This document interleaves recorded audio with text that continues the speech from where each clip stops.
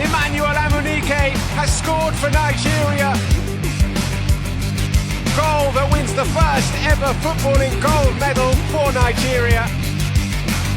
Joshua, Vladimir Klitschko took it, but Joshua's got it. To continue their impressive run to place Edo State in the continental map. Toby Amazon, look at the clock. I cannot believe it. She's done it again. 2 world records in one night. And she makes history by becoming Nigeria's first world champion. Alex Iwobi decides to go early. Chukwueze shapes the shoot, gets some space. It's Osimhen.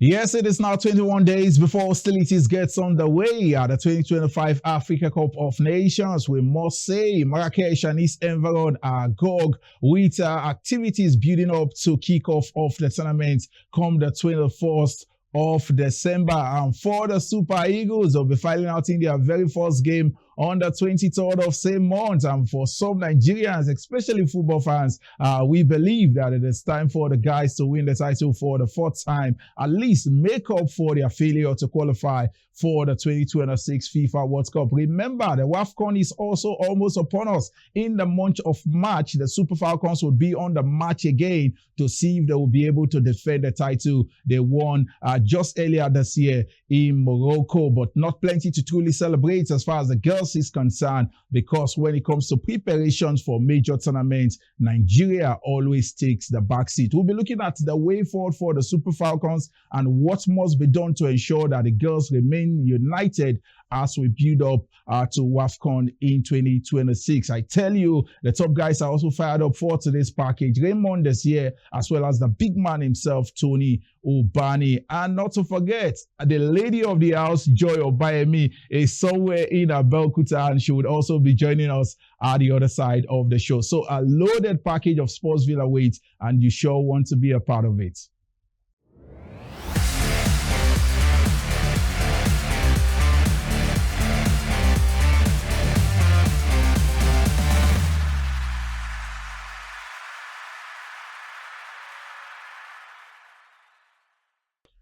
Yes, we told you we are always excited to be back on this platform to talk sports, strictly sports, ladies and gentlemen.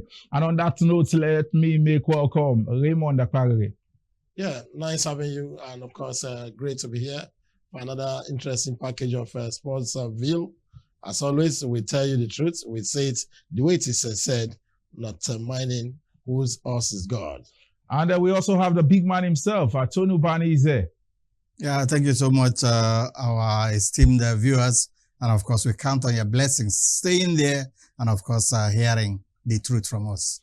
Yes, up next would have been Joy Obayemi, but not to worry, she joins the show live at this time all the way from Abeokuta, Ogun State, where she is covering the first edition of the West Africa Zone A and B Para Games. Joy, it is a pleasure to have you join us on the show. You're always on the road to at least get the viewers updated as far as the world of sports and activities is concerned. Also nice to have you join us on the show from the other side. Thank you so much, Matthew, for having me. And it's such a great opportunity and privilege to be in Abeokuta to cover these games. And it's quite a humbling experience. To see these young men and women, put in so much weight and strength into what they do. And it's quite a humbling experience for me. Yes, Joy, the games got underway on Friday. We saw the opening ceremony, and we've also seen a couple of events. Talk to Nigerians on the standard of organization based on what you have seen thus far. Abeokuta is agog once again for an event that is also happening for the very first time. Yes, so far so good. We had an amazing opening ceremony. It was beautiful, colorful. When it comes to organizing games, Abeokuta have been such an amazing, people when it comes to having things like this. So yes, it's no longer a news that they did the National Sports Festival. It was beautiful, and they replicated same for the Para Games. And it was nice to see other countries, participated and also flying their beautiful flag at the opening ceremony. So far so good. The athletes are now back into business, fighting for medal to represent, their country. So yeah, it's been really beautiful to behold. Yes, Joy, Nigerian para-athletes have dominated several international events, including the Paralympics as well as the Commonwealth Games. Talk to Nigerians. What exactly is the mood among the athletes at this time Nigeria is hosting? Are there talks of hosting to win among the Nigerian athletes? Yes, Matthew, this is the first ever Para Games in West Africa, and I must say the spirit is so high. And just like you said, Nigeria has been known for, representing when it comes to the Para Games, globally. And same here, the spirit is high. They have been putting so much effort, and after organizing these, they would want to top the tables at the end of the tournament. And so far, so good. We have seen how happy the athletes are, most especially the Nigerian athletes, to see that they are hosting this in their country. So yes, so far, I have been able to speak with some of them who would really like to appreciate the fact that this is happening, and they will want more tournaments like this to be hosted on the continent of Africa, not even only in West Africa. So for me, it has been quite an interesting journey to see how these young men and women put in so much effort, regardless of their disabilities. They have turned it to be a weapon for them to better their lives and the lives of their family. And so we are just hoping that this will not be the first and the last, but keep on having so much event for these athletes to have a place to compete. Joy, before I let you go, let's talk about the games for the host state. Abeokuta at this time is the mecca of sports in Nigeria by virtue of what they were able to put forth in terms of infrastructure at the last National Sports Festival. They've hosted a couple of events ever since, and now they are at it again. Talk to us about the significance of having an enabling environment and the right infrastructure for other states to be able to host events of this magnitude. Yes, Matthew, I think this is very important. When we keep clamoring for our facilities to be revamped or even build new ones, this is what we mean. Because when you have the facilities, you would have games, you will have tournaments to host, and this will boost your economy value for the state. So, and this is what Ogun State is enjoying. They hosted the National Sport Festival. Afterwards, they hosted the Africa Junior Athletics, and afterwards again they hosted the Super Falcons had their first game after winning their 10th title right here in Abeokuta. So, and this is another major event again they are hosting. If we can have some of these stadiums across the state, we'll be able to bid for tournament rights, and this is not only for the athletes to benefit, the state will also boom, economically. And so I was a bit sad. Let me digress a little bit. I was a bit sad when we failed to host the Commonwealth Games 2030. This is what it should have done for us. It would have opened our country for more sporting events to be hosted. But yeah, we are back to our normal ways. We are just hoping that this administration would really take facilities seriously, if not all states, but like all the 6 geopolitical zones should be able to have facilities that people can run to host tournaments. So yes, this is quite good and impressive for the Ogun people. They are coming out in their numbers because there's events. People want to watch, people want to be entertained, people want to be inspired. And this is what tournaments hosting in any state or in any country, this is what it does. So I'm just hoping that we can replicate this in other states as well. Yeah, thank you very much, Joy Obayemi, known as Pooja, the lady of the house, joining us all the way from the games in Abeokuta, the first edition of the West Africa Zone A and B Para Games. We say all the best to you in your stay in Abeokuta. We hope you enjoy the rest of your stay, Joy. Thank you so very much, Matthew, for having me. And also regards to the big man himself, Tony Bani, and Mr. Ray of Parere. Thank you so much, Matthew. Have a yourself a fantastic week ahead. Yes, Mr. Tony, you had joy saying it the way it should be said. The Para Games live in Abeokuta. Yes, indeed, Matthew. Joy may not be in the studio here, Yes. but I think there is a joy that is pervading in the studio. Absolutely. And indeed, Matthew, like you said, I think that Abeokuta has become to Nigeria what Morocco has become to Africa. Yes. It's a way to go. And I think that other administrators, some other politicians, governors should also think about, facilities. When Abeokuta hosts almost all the things here, they are hosting because they have already made facilities that are in good order. And of course, if we do have all this all around this federation, I think that sports will definitely thrive.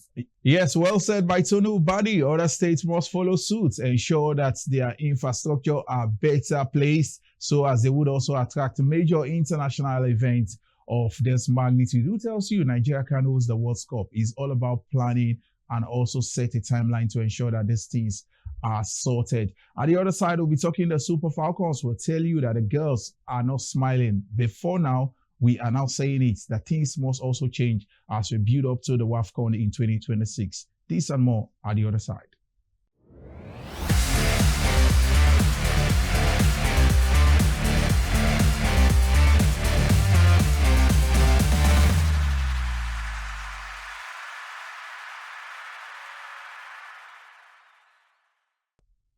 Yes, it's time to talk the women's national team, the Super Falcons in focus. You want to say several failed promises, both on the part of the FG as well as the NFF. And we also build up to the defense of their title come 2026. And the girls are saying they are not getting ready in any way. And January, February is almost upon us. Raymond, the Super Falcons as we speak, firstly, they are yet to receive the largest promise by the federal government. And on the part of the NFF, there are reports of hold bonuses and allowances as well. Why are we treating these girls this way? All right, Matthew, I sympathize with these ladies because we thought by now they would have gotten everything promised them. Mr. President came up with that promise, and of course, we applauded it, that our athletes should be well appreciated. We're hailing the new reward policy. But sadly, it has taken too long for it to come, and the complaints are really loud. The ladies are complaining, even though they don't want their names to be mentioned. And I hope Mr. President will really save face and save us the embarrassment of a second problem in Morocco. Say Morocco, where somebody goes embarrass the nation when the NFF owe them monies and all of that, failing to go for training and all. The one of Falcons could be worse. Yes. It could be worse. You know, when the ladies are angry, yes, it is really loud. Yes. They fight with everything. Yeah. And of course, the sympathy with them for them. For them, yeah. So, Mr. President, should please act fast now. And by the way, is it true that the money has been given to NSC or NFF officials? Because most time you hear NFF people, when you hear the NSC people, they give the impression that everything has been done. I don't know how long it will take for money's promise to be given to these players. They should avoid those things and make the word abuse Nigeria. This talk about corruption and hypocrisy is really getting too much. Yeah. And I hope we don't want to see that again in the month of March next year. Raymond, the impression also given to players of the Tigress. Remember, they were also promised the same thing. At this time, ladies again, the funds have not gotten to the girls, and they begin to ask themselves, these are girls, most of them who are born and raised abroad. Yeah, so you begin to ask yourself, what exactly are the impression we are giving out that we're a nation that makes promises and we don't keep can't fulfill them? And the presidency is very much aware. Because I'm tired of mentioning the NFF, really. Yeah. The presidency, is it true that Mr. President promised monies that he does not really have? If you don't want to give them the money, tell us, we'll go to town. The girls will hear that Mr. President refused to give them the money.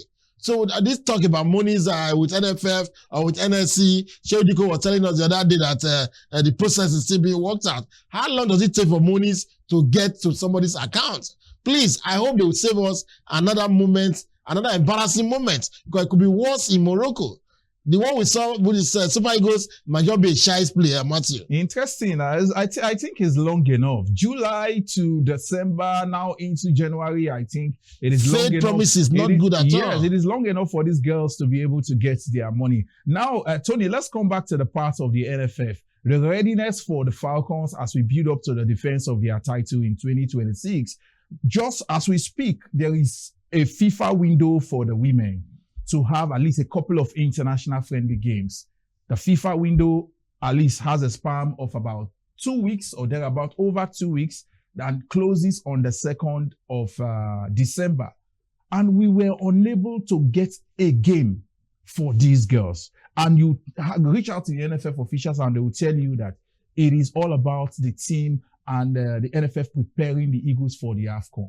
Then where does this leave the Super Falcons? But it's a shame. It's indeed a shame, that things are beginning to expose themselves. I think it's even a very good thing. That shows the capacity, the capabilities of those in charge. You cannot, because, one national team is partaking in another competition, then you neglect the other one. We should have the capacity. And I think the Nigeria Football Federation, ordinarily have that capacity. But I think what comes to it, Matthew, it shows the incompetence, the incapabilities of those who are occupying office. I think as people begin to feel the pangs of defeat, from the World Cup or, the past of the men, it's glaring, Matthew, that another doom is looming around us, when we come to the African Cup of Nations. And as it concerns the women, I think the Nigeria Football Federation should save themselves the shame. And it's not, because most times when people talk about the Nigeria Football Federation, it appears as if there is a hidden agenda. I've heard so many people talk, they are attacking them so much, you leave so much gaps. You open yourselves, to be taken on, by things that you do. The Nigeria Football Federation have not really shown, that they are really ready for all the things that we do. The Super Falcons, if indeed the men can be toyed with, I think that the women have always saved us the blushes, Matthew. I think in the life of Nigerian sports, Nigerian football, I think women have shown they are the better people that have won all the laurels and have done better for us. Women should not be toyed. Like Ray said, women, you don't joke with women. When they want to do things, they will do it, at the best and, of course, at the highest of places. It didn't start today, Matthew. If you think back, you remember that it was the Super Falcons that won the AFCON and the AFCON, and then decided also to protest in South Africa. So in 2004. Even in Cameroon. Yes, under, what's her name? Florence Omagbemi. Yes. So the best they did, they ignored Omagbemi. Of course, on record that Nigeria was owing players that won title for them, and there was plenty of attention. I remember that experience in 2004 under late coach Godwin Ezile in South Africa when the girls refused to return. Matthew, I don't think it's a very good thing. It leaves us in a mess. And of course, the world is laughing and mocking at us. If we do not have the resources, let's not make promises that we cannot keep. The president, cannot be the one that will authenticate what we are shouting against. As in, let it just be that these girls will save us the disgrace that is already impending. This is a notice that we are giving. Very interesting. Raymond, now let's talk about that which concerns the gaffer, the coach himself. I know Justin Madugu is your man. It's everybody's man. Yeah, he's everybody's man. He's a champion. He's a champion. He's your man. But Nigerians are beginning to call him out on the basis of the protracted omission of Monday gift from the Falcons. Because it's now a concern that this is one player that has been very consistent, far better than most of the players that went to the last WAFCON. And also in the last friendly games, she wasn't invited. As we build up to WAFCON in 2026, we begin to ask, why is Monday Gift still not in the team? I think you've asked me this question before during the last WAFCON. And I said the man told me that he has enough players that will do the job. Even when Nigerians, some were protesting, some were complaining over the repeated omission of this Monday Gift. She's doing well in her club, but the man still, let me say Monday was still saying that, unless somebody wants to teach him his job, that he cannot invite people that play the same position. He doesn't want too many players in one position.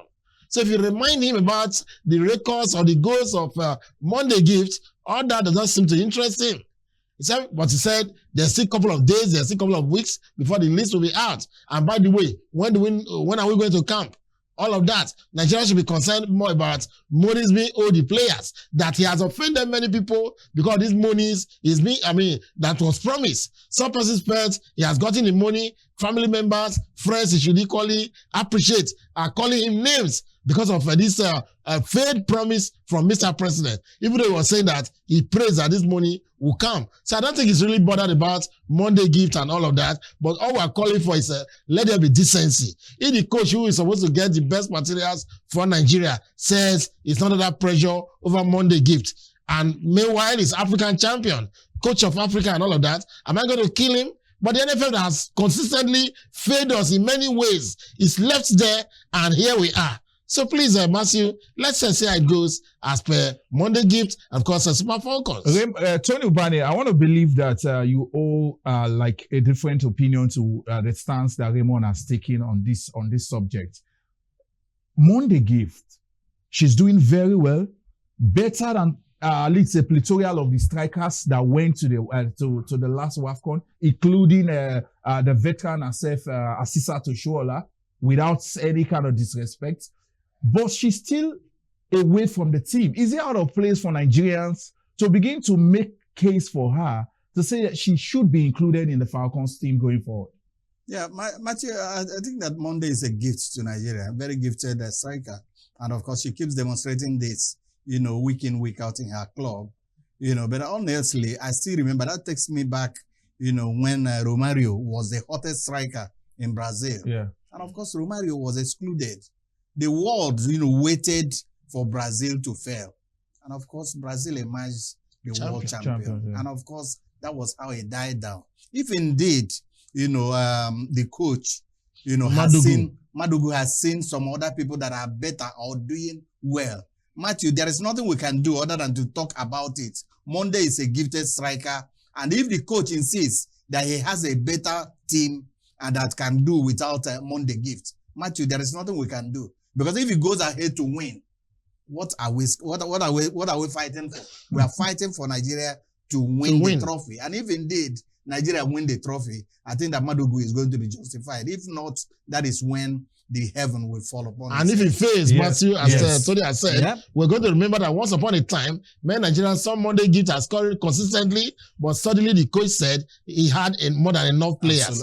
So far, it has not turned that way. I think we just have to keep our fingers crossed. Yes, we must also put it out there. For the women footballers, they don't have the ample of time as their male counterparts who could play for up to 40, 39 or thereabouts. Hence, some of us are calling for Monday Gift to be given a chance to also serve the nation. She's a consistent striker. She has proven it at the highest of stage. Remember, the likes of Asisa Toshuola went to the United States and she was unable to lift her feet. I must tell you, Monday Gift is still in the US, the best women's league anywhere in the world, and she's scoring goals consistently. So Justin Madugu, the coach of the Super Falcons, the ball is still in your court. You would make the decision, but we would continue to say it, that Monday Gift deserves a place in your team going forward.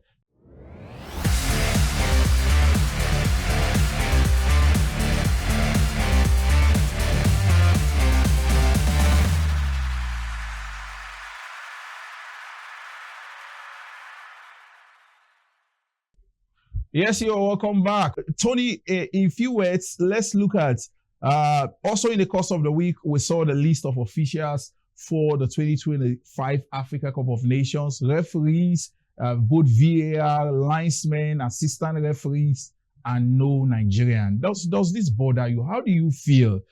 Is CAF now telling us, is the referee committee in CAF telling us that no Nigerian referee is good enough to even work as a linesman?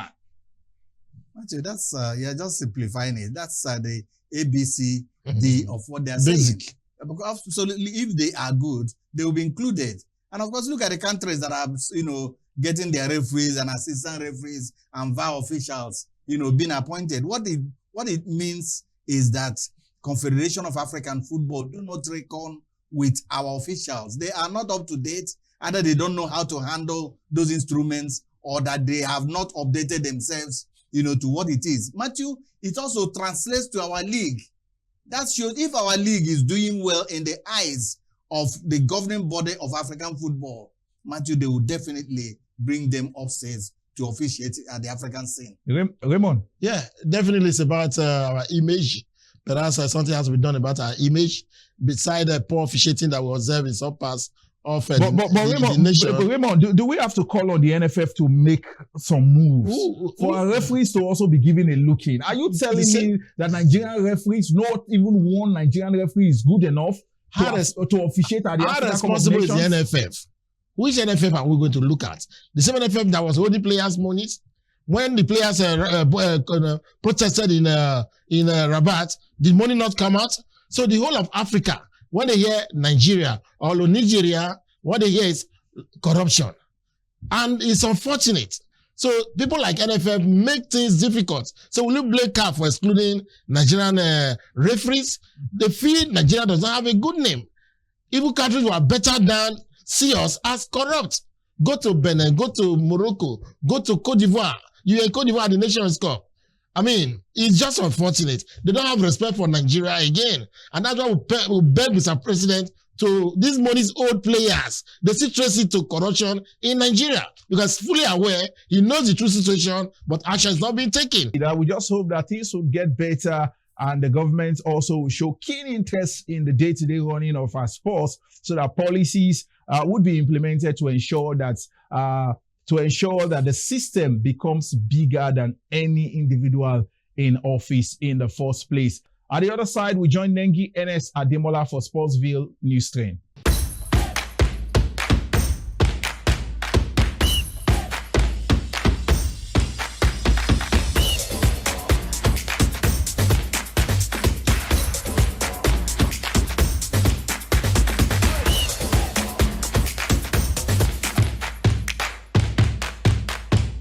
Good afternoon and welcome to Sportsville NPFL Moments.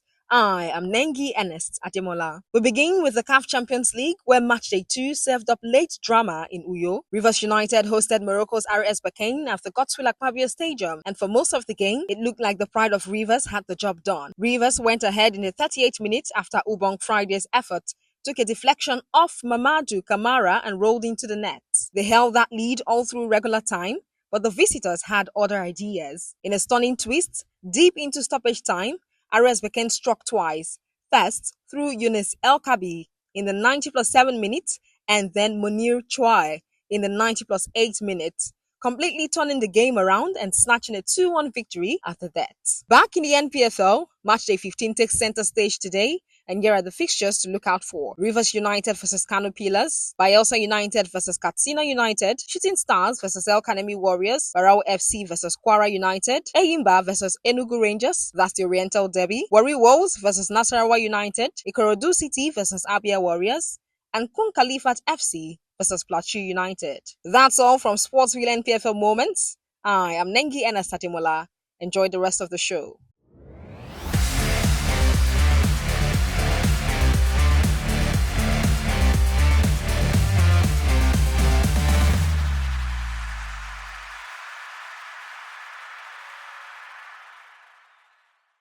And here we anchor on today's episode of the show. Remember, the conversation continues across all our social media platforms on your screen at this time. We keep talking sports 24/7. I'm Matthew Kugbe. When we return with our next episode, it will be December and it will be all about the Yuletide. Remember, the countdown to the Africa Cup of Nations begins like yesterday. We hope that the Eagles will do the needful. All the best, and we pray for peace in the nook and crannies of Nigeria. Matthew Kugbe, bye for now.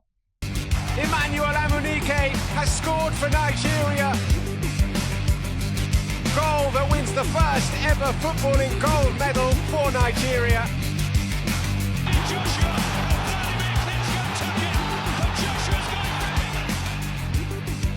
to continue their impressive run to place Edo State in the continental map.